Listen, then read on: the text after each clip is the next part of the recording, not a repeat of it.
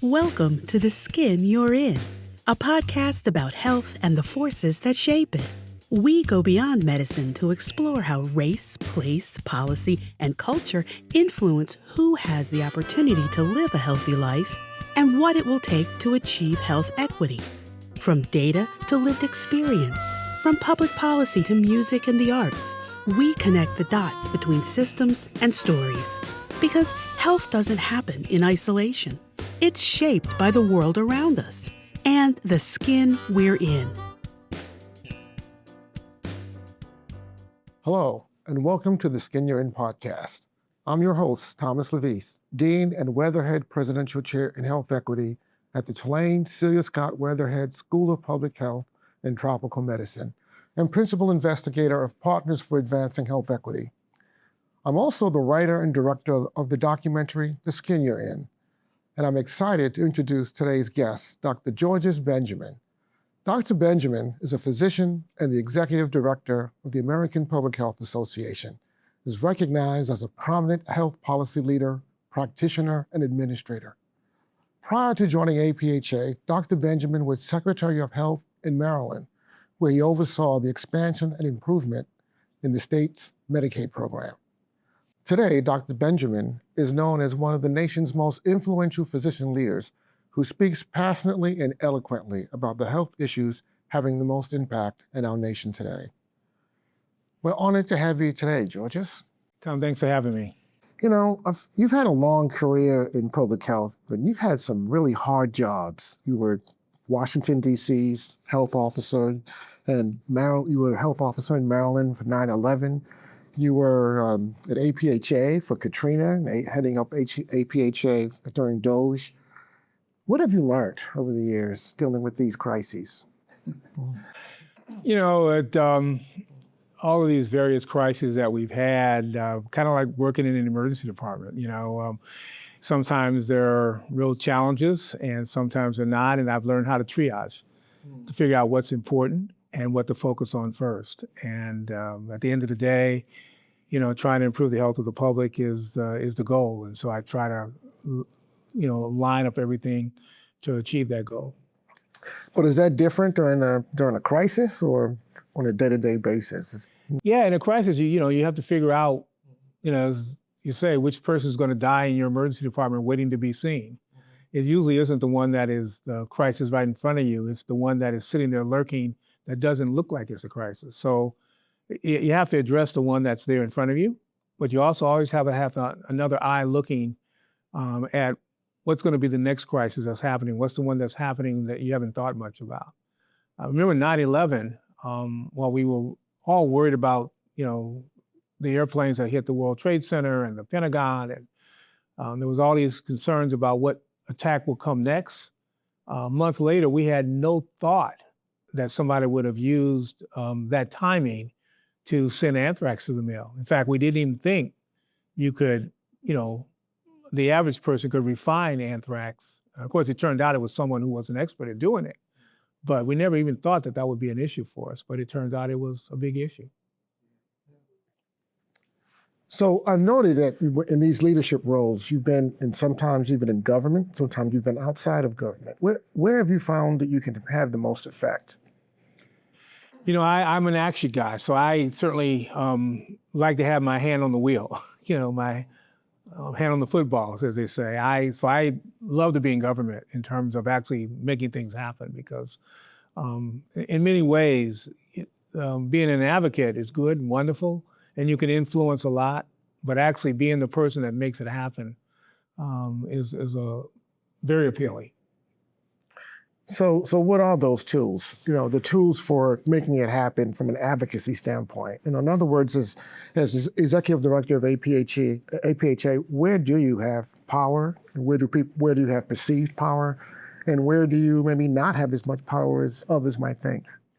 Well, APHA has always been more influential than our size, our budget has given one the impression that we should be. So we've always had in many ways, an outside influence. Part of that's because we're over 150 years old. Part of that is because, my staff, my members have seen stuff and we can rely on that. But there are many people who think that we have the billion-dollar budgets that the Heart Association and the Cancer Society have. And, when I got there, our budget was $12 million. It's now about $25 million. They think that there's 1,000 staff people under our roof. There are 75 of us. So we do have more influence. But I think it's focusing that influence on the things we think are important. Trying to focus on a few things that we can think make an impact, and recognizing what our role in this enterprise is. Our role is that we're not going to be the group that's going to put together a program that's going to make people happy. But what we can do is we can help build the capacity of the field to make people healthier. And so we focus like a laser on helping build the capacity of the field to do its work. So when you say make people happy, what do you actually mean by that? Well, make people healthier. I've always talked about life, liberty, and the pursuit of happiness. I think those are fundamental to getting up every day and doing what you do and feeling well. So at the end of the day, we're trying to, through what we do, help the field build this capacity to make sure the air is safe to breathe, the water is safe to drink, that when you get up and you move from one place to another, you're not going to be injured by something that's preventable. Give people the assurance that life can be grand if you do things that can give you longevity. We work very hard to do that.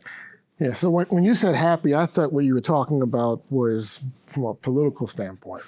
We in public health, we talk about evidence-based, and we try to use this, we talk about the science guiding kind of where we go. But there is ideology. There are political perspectives that are dominant in our field, aren't there? Oh, absolutely. I mean, we all bring biases to the table. We all bring our life experiences, our upbringing. It drives what we think, what we do, what we think is valuable. Yeah, but each individual, but there are dominant political ideologies in public health. Yeah, they are, but I think we'd be fooling ourselves to think that public health has one ideology.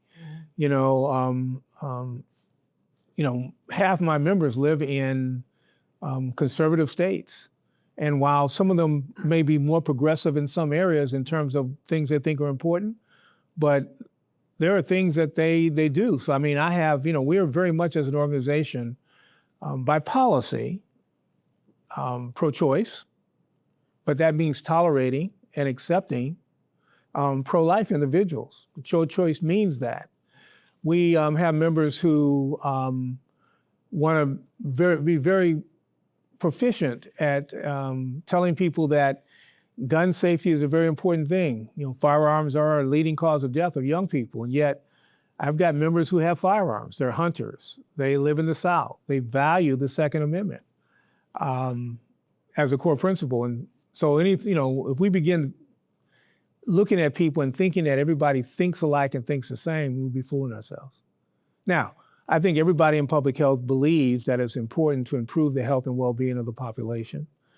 And I think most people in public health believe that doing it through fundamental policy work is a very efficient way to do it.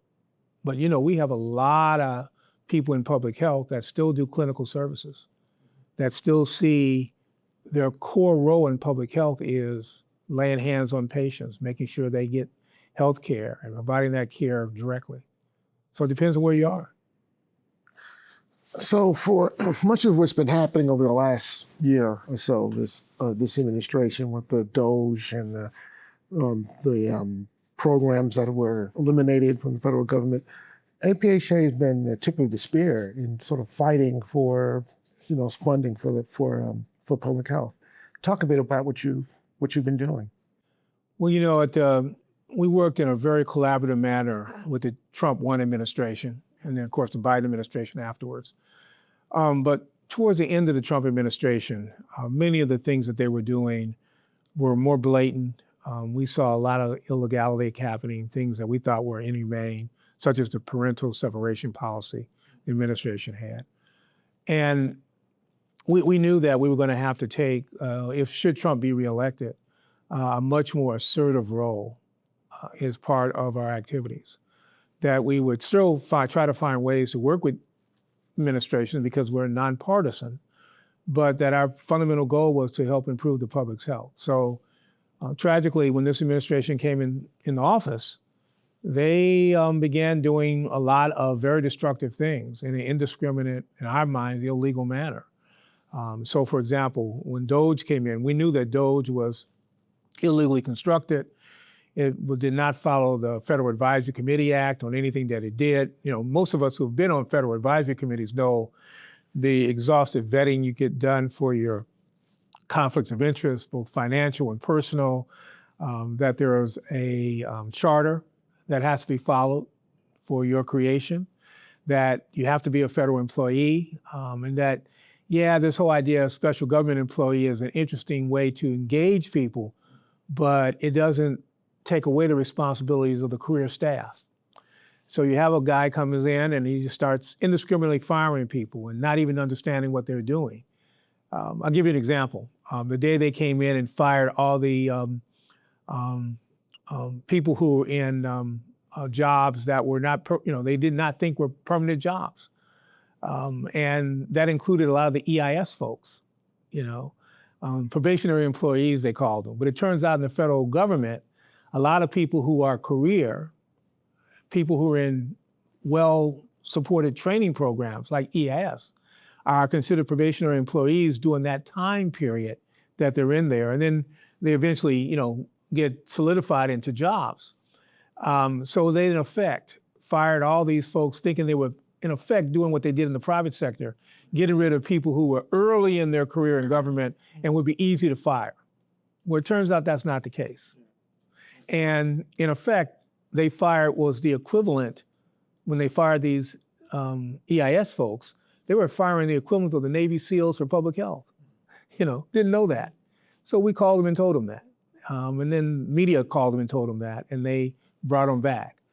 But they've done so many things in an indiscriminate manner. So the point is, we've found new tools, and the tool we've most aggressively used has been suing them, going to the courts, getting restraining orders,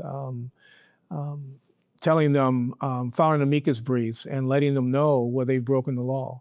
And so far, we've been reasonably successful at getting grants back, getting some funding back, getting some employees back. But it's a big task because so many things they're doing that are random and illegal.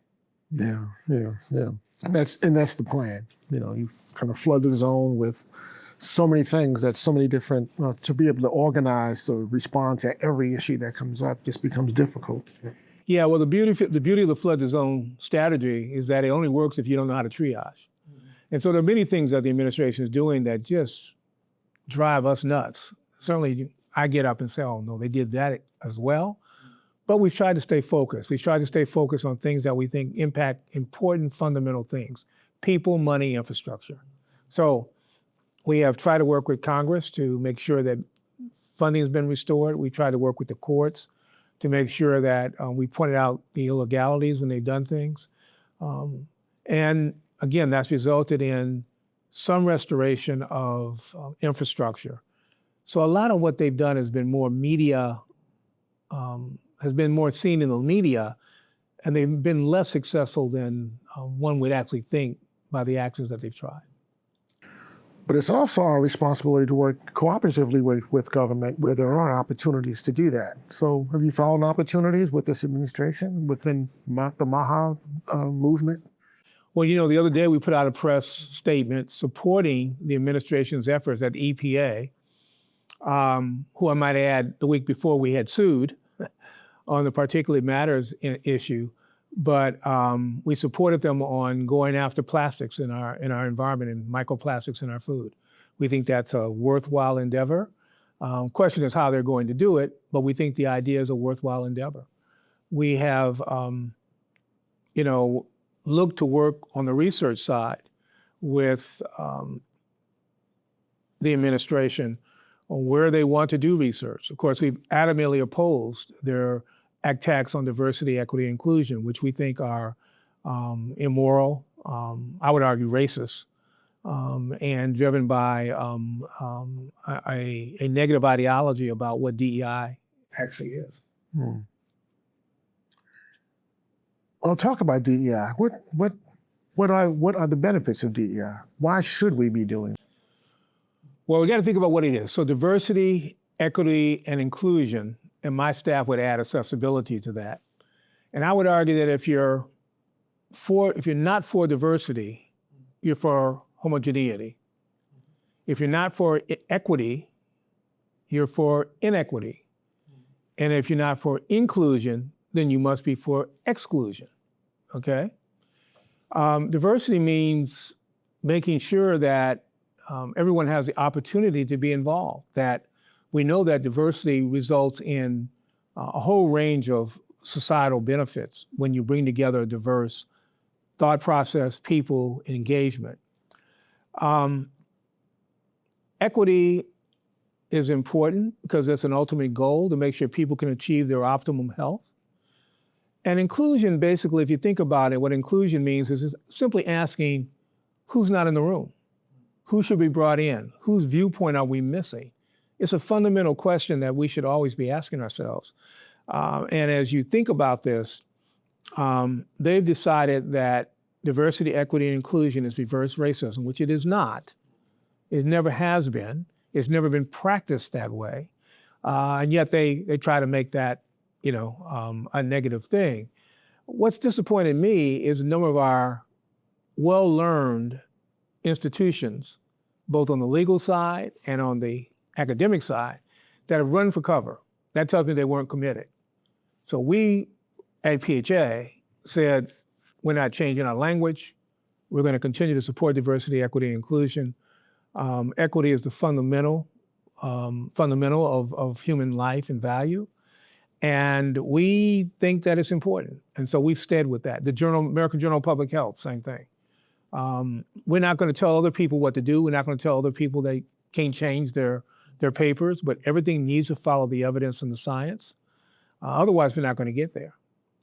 Now, as you know, we worked together on several projects with the National Academy of Medicine. And one of those where we looked at health equity, there was the unequal treatment report that was a little over 20 some years ago.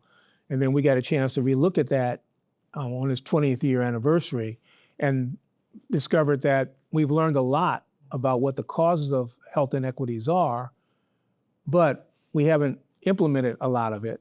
And we haven't done much to actually accomplish closing those equity gaps, those outcome gaps, where you have them, and primarily driven by people in underserved populations, people of color, African Americans, Hispanics, Asians in some cases, not always, but in some cases. And that there are tools that we can do to address those and that we're not using. Why aren't we? A lot of them are structural racism issues, frankly. The society is constructed. There's always somebody who benefits when something disadvantages another person. So money, resources. Some of it is not conscious. A lot of it's not conscious. It's just the way the system's been set up. But it's set up to benefit somebody, and therefore it may disadvantage others. And so we have to change fundamental societal structures that benefit others. And then, of course, you have the long history of benefit for some populations. Lots of us, if you're a first-generation college student, you're not going to have the benefit of your parents having gone to that school. But if you're a second or third generation person, your parents went to a university, you're benefiting from them having the experience of higher ed, and you will benefit sometimes from them having gone to that school where the school gives a benefit to, prior graduates' kids. And yeah, that happens a lot. And we know that happens. Is it wrong? I don't necessarily know that it's wrong, but it certainly is something that one should acknowledge is an advantage for those students. We should work to try to make sure that it's okay for those students to get in, but who are we leaving out? Again, sitting at the table saying, okay, we have our legacy kids here.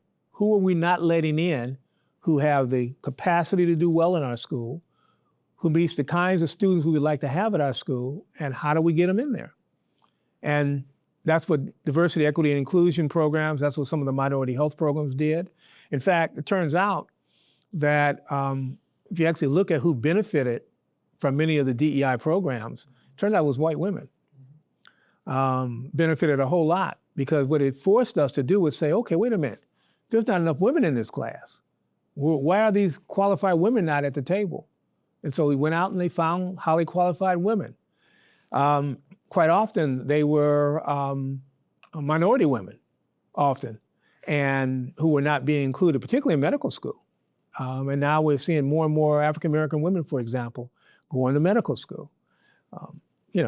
My class in medical school, they made an urban health program at the University of Illinois, made a concerted effort to find people who had various life experiences who they thought would do well in medicine.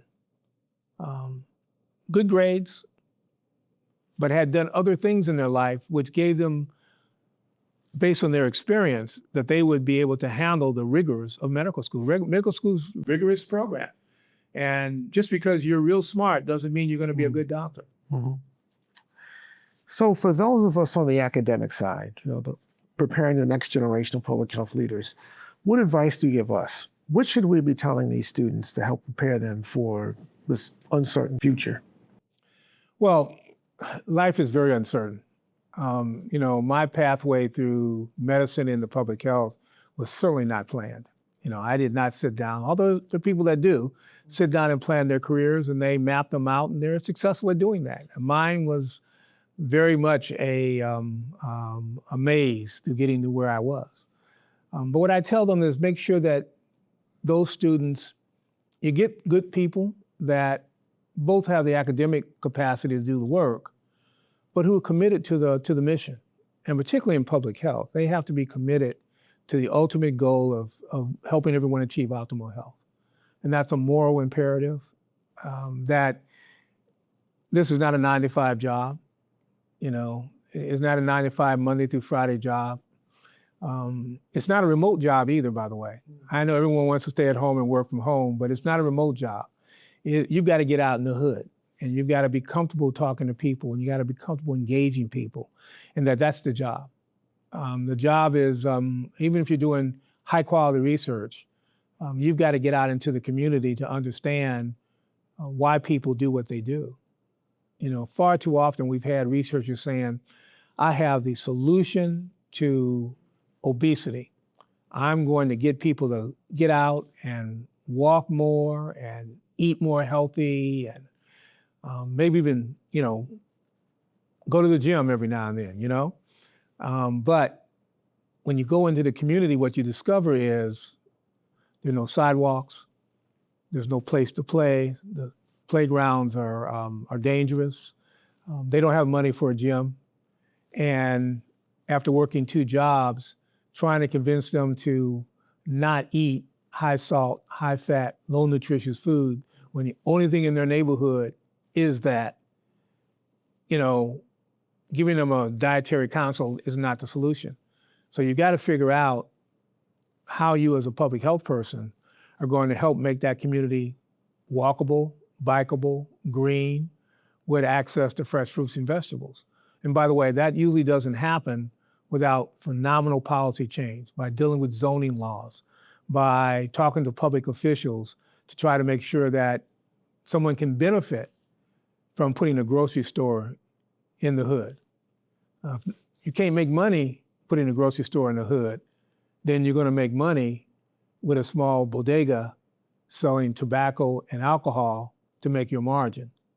That's how you're going to make money, because you got to survive. That's a business. And so you've got to know that, and it means you got to go in the community to see that and understand that.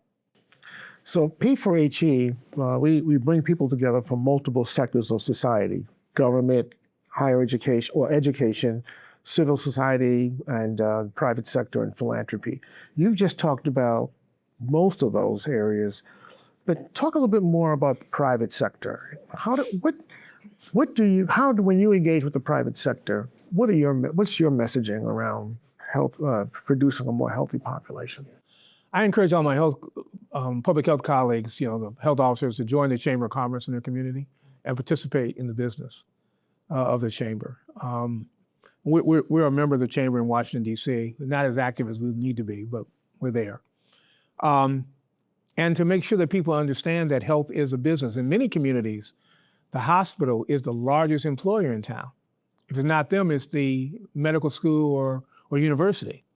And so they're a major employer. That means they have enormous influence on policies and things like that that happen in the community. And so you can be a trendsetter. You can not only simply provide services, but also you can help create the environment for people to be healthy. So for example, we know that liquor store density correlates pretty high with not only alcohol use, but other behavioral issues, particularly mental health problems. Dealing with zoning, going to zoning hearings and spending some time talking about what should be zoned in the community.